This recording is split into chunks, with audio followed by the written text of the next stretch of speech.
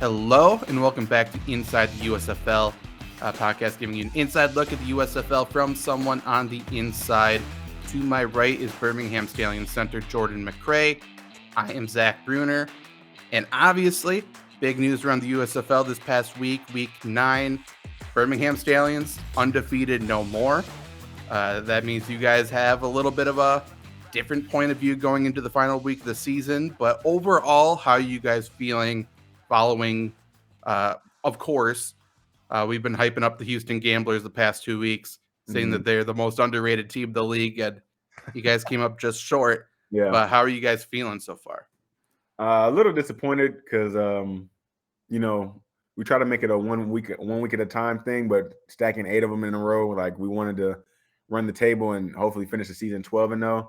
But obviously came up a little short, and to nobody's fault but ours. Houston has a really good team, but it's so many mistakes on at least from the offensive standpoint, our side of the ball, where we could have definitely taken over that game and just fell a little bit short, and that's really the shortcomings of the last couple of weeks. And it finally came to bite us in the ass this week. So we know we have to get better at, and it's going to be a lot more emphasis going forward. But the common theme is we rather it be now than it be in Canton. So 100%. I've been a part of some teams where, that one loss season and you didn't win a championship, and those sting. yeah. Those are bad.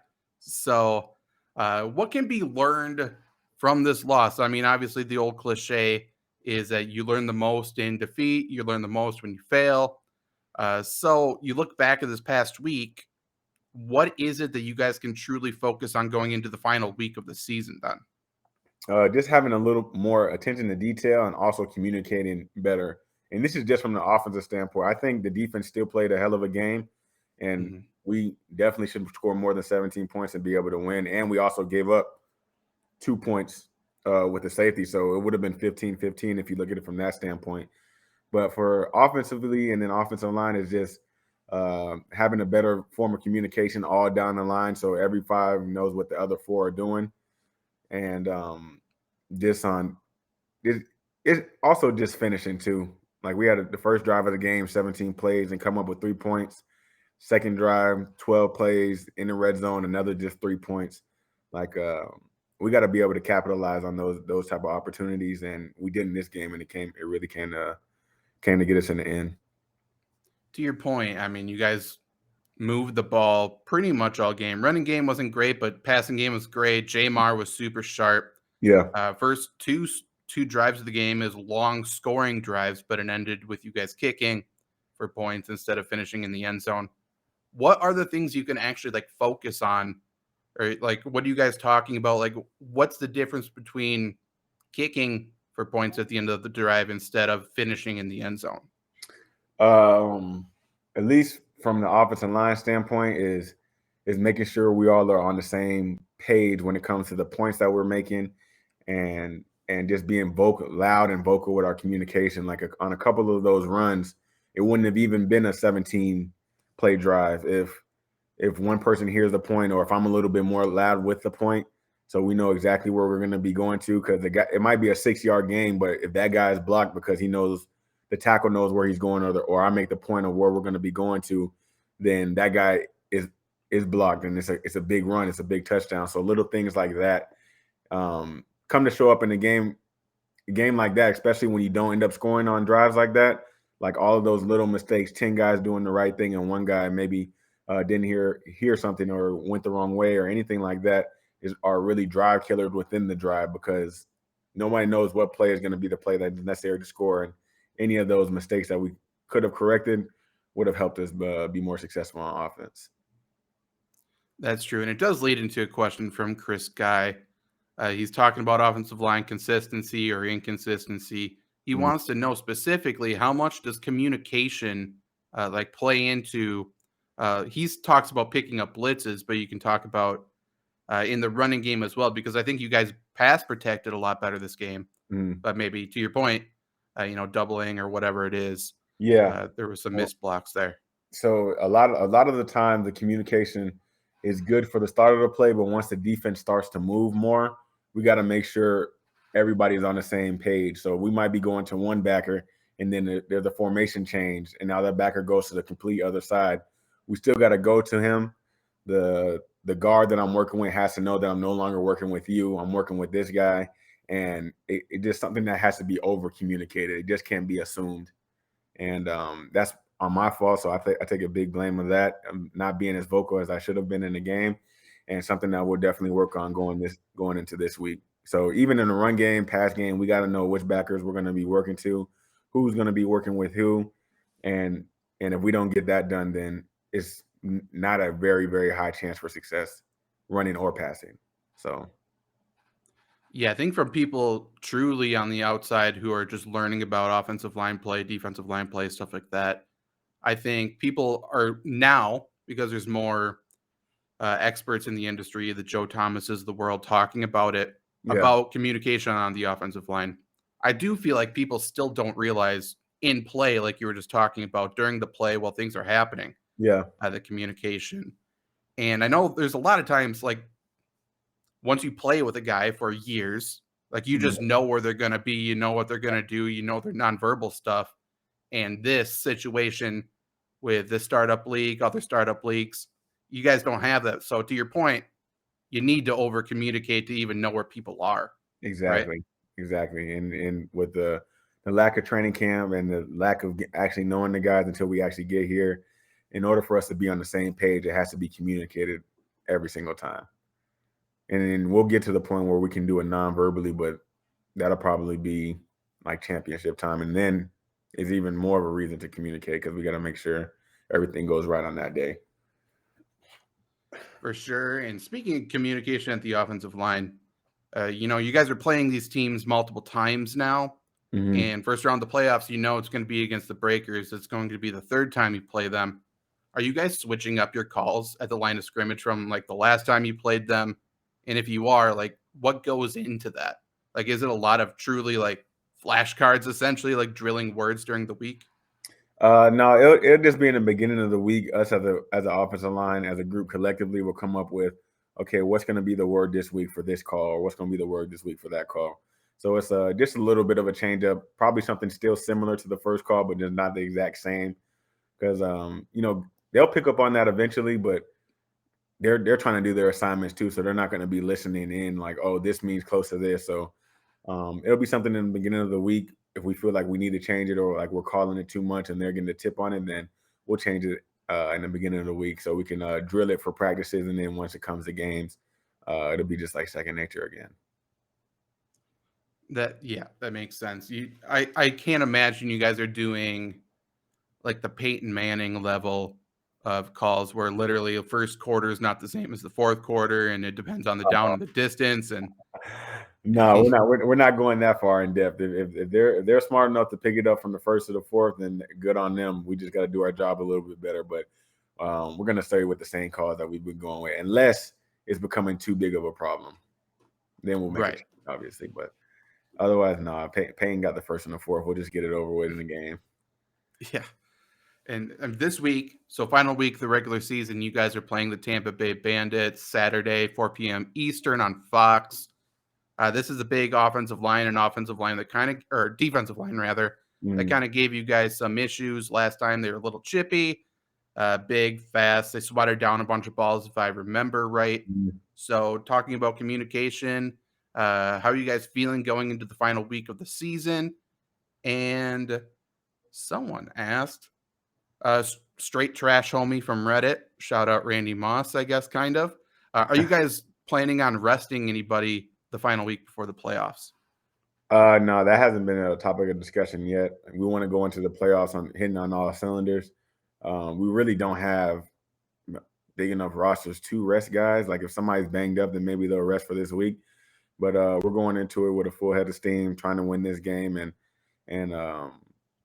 get ready for this week first of all, and then get ready to build up that success and go into Canton. When you have a big physical offensive line that you're about to face, does that change anything in terms of preparation? Because they're moving all over the place. They are getting their hands up. Are you guys doing anything specific that's different this week than previous weeks? No, not really, because a lot of the stuff, especially for offensive line play, we look at it as not what they're going to be doing to us, but what we're going to be doing to them. And as long as we play within the framework of our game plan, do our technique to our best abilities, regardless if it's a bigger, stronger offensive line that gets their hand up or a side-to-side defensive line that likes to create havoc and shoot gaps and stuff like that, as long as we do what we're supposed to do, it shouldn't matter what they're doing. So that's the kind of the outlook that we go into it with. So we don't want to change too much. But we do realize, like on certain double teams, we got to stay a little bit longer, make sure we get the right push and things of that nature. But otherwise, no, we're going to take it like we take any other game, playing any other defensive line that we know is good, and we just got to be better. Championship mentality. They have to play us. They have to see us. They're preparing for us. Yeah. Exactly. Absolutely. So a little bit off topic, but it was WWE night in Birmingham. I feel like every offensive and defensive lineman's a wrestling fan. That's just me. That's just the experience I have. Are you a wrestling fan? Did you used to watch? Still watch? I watched it a little bit back in the day. Not too much like some of the other guys did, but I did like watch it back in the day a little bit, and I actually wrestled in high school. Like, so it's not the same exact kind of wrestling, but I'm a fan of both. So, did you have a favorite wrestler back in the day? I'd probably say The Rock. Solid. I'd probably say The Rock. Solid. Yeah.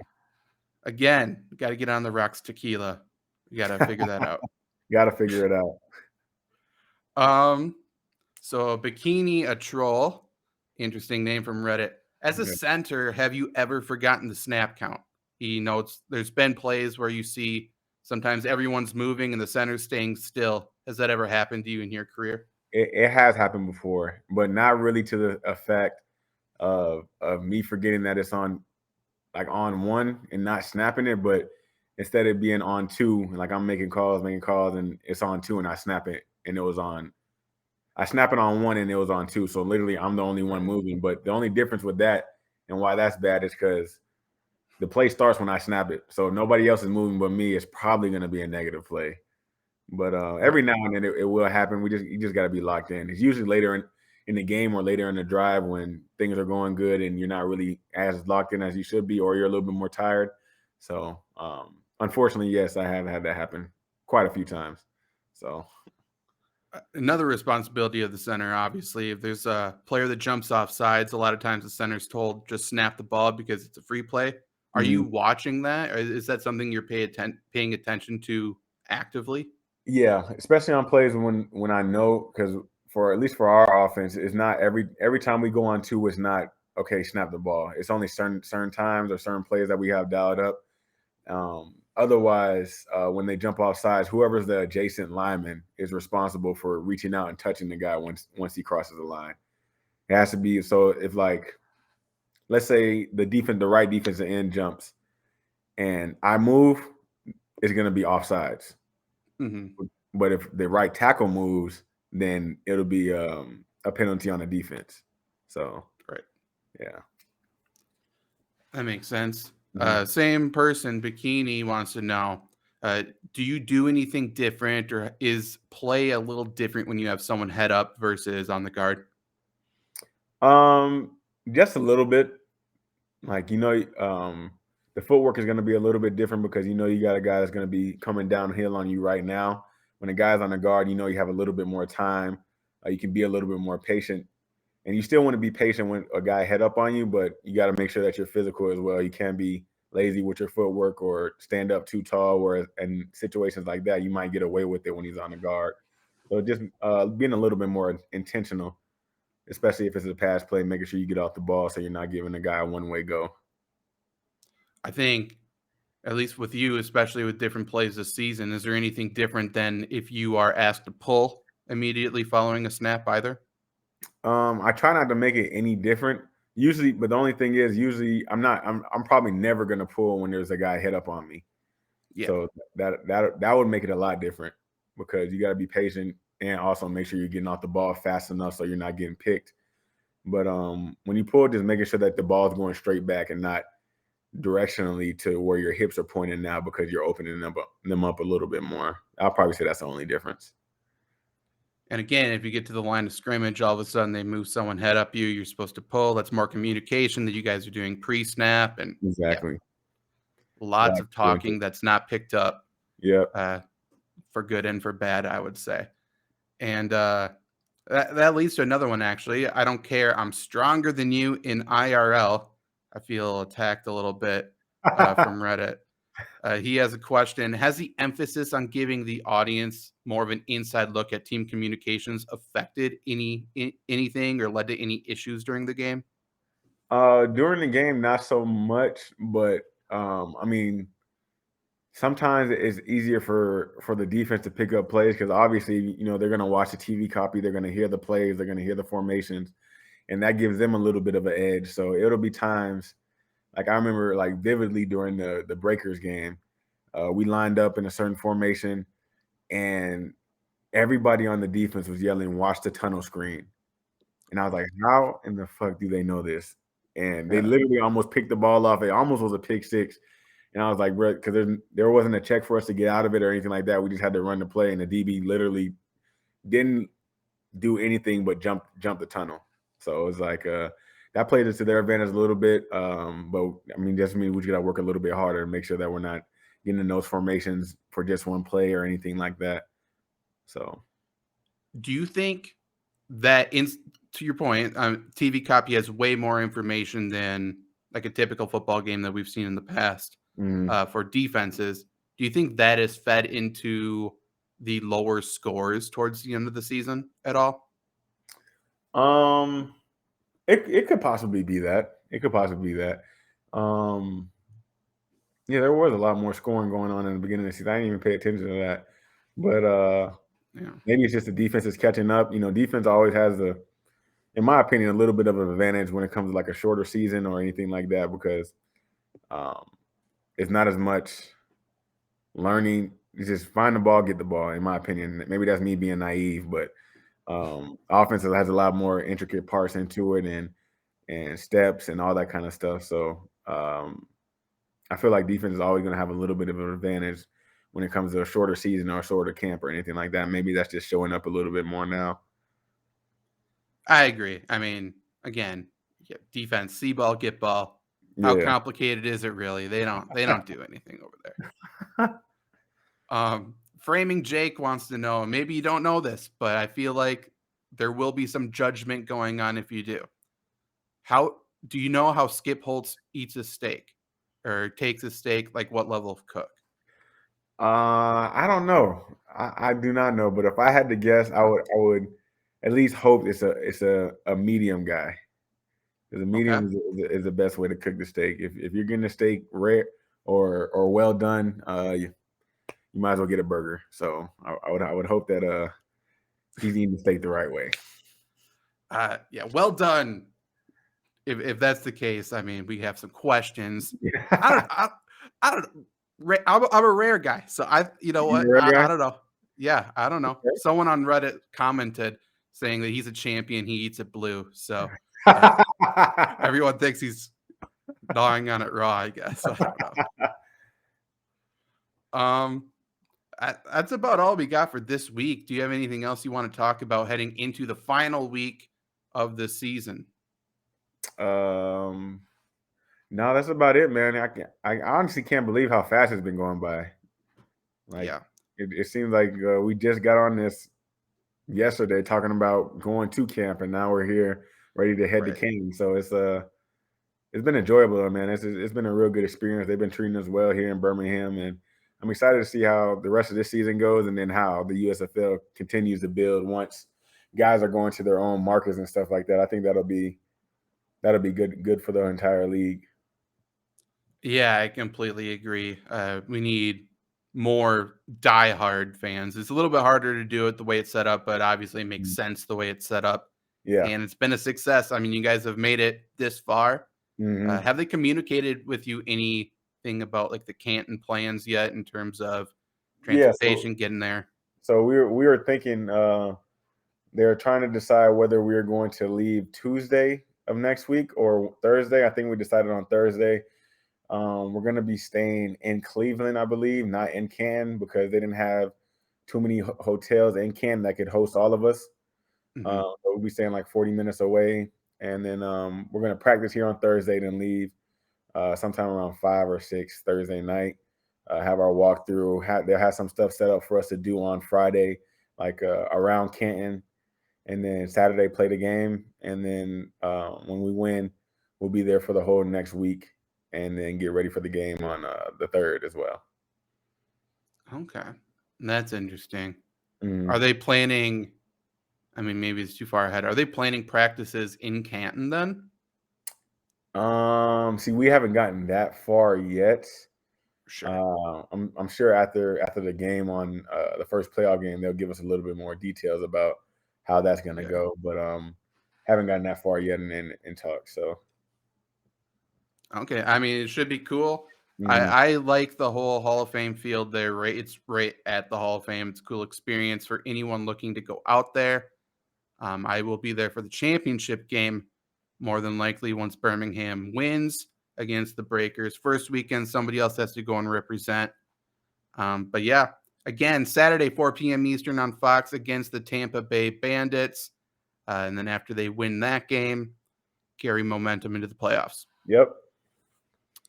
Thanks again for joining us. Thank you, Jordan, for joining us all season long so far. I'm Zach Brunner, and we'll see you next time. All right. Peace.